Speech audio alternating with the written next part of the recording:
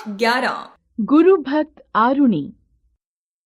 महर्षि धौम्य आश्रम में शिक्षा देने वाले एक महान ऋषि।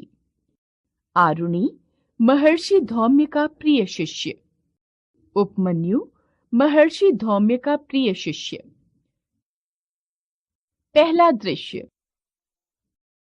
धौम्य ऋषि आश्रम में बैठे हुए आकाश में उमड़ते घुमड़ते बादलों को देख रहे हैं। हवा तेज चल रही है। उसी समय उनका प्रिय शिष्य आरुणि आता है। आरुणि: प्रणाम गुरुदेव। महर्षि धौम्य: प्रणाम, खुश रहो पुत्र। गुरुदेव, आप आकाश की ओर ऐसे क्या देख रहे हैं?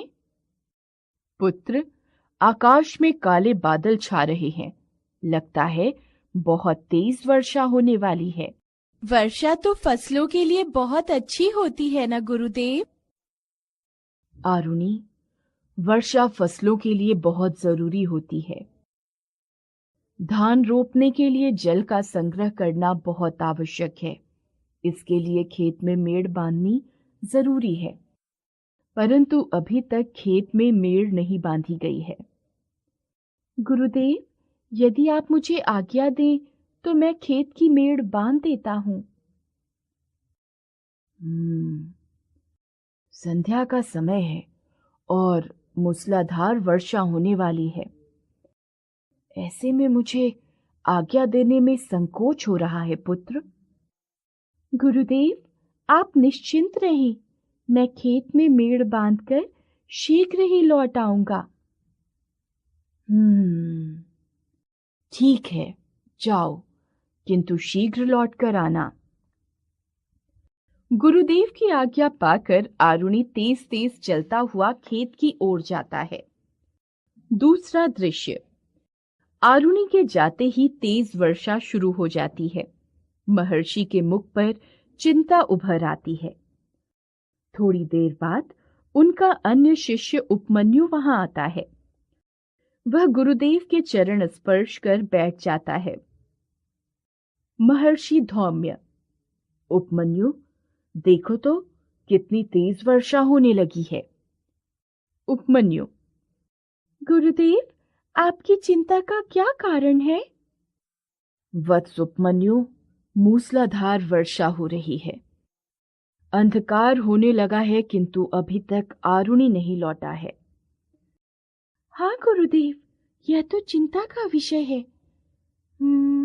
मैं अभी आरुणि को देखने जाता हूँ। मैं भी तुम्हारे साथ खेत की ओर चलता हूँ।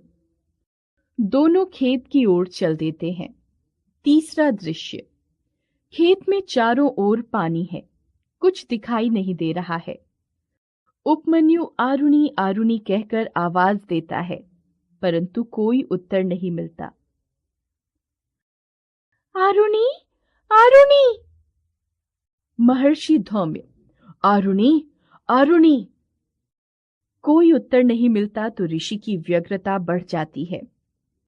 उपमन्यु: आरुणि, आरुणि, तुम कहाँ हो? कहाँ हो? मैं यहाँ हूँ, यहाँ।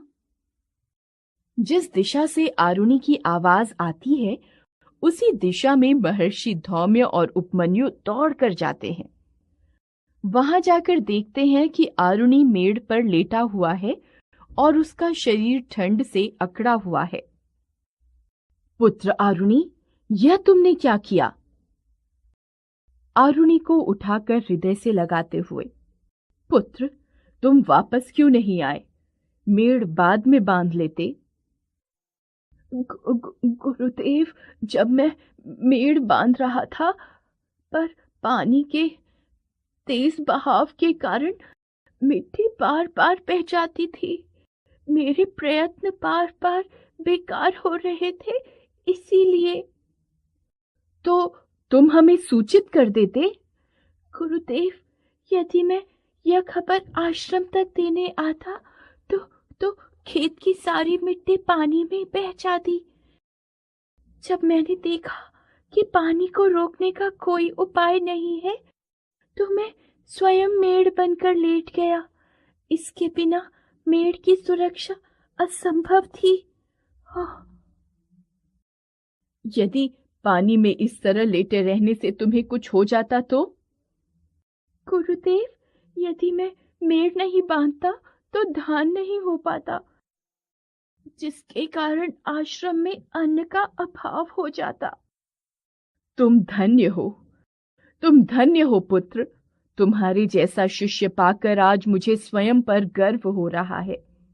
तुम्हारी गुरु भक्ति, कर्तव्य निष्ठा और धैर्य सदैव प्रशंसनीय रहेंगे। चलो अब आश्रम चलें। महर्षि धौम्य, उपमन्यु और आरुणि आश्रम की ओर प्रस्थान करते हैं।